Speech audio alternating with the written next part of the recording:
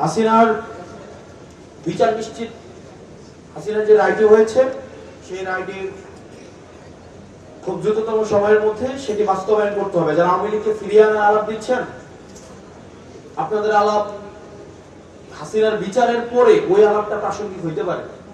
আগে ফাঁসিটা হোক, ফাঁসির হওয়ার পর আমরা এটা বিবেচনা করব যে আমরা হচ্ছে আওয়ামী লীগ কি আসবে কি আসবে না, নির্বাচন করবে কি করবে না, এটা হচ্ছে ফাঁসি হওয়ার পরে আমরা সেই বিষয় নিয়ে আলোচনা হইতে পারে।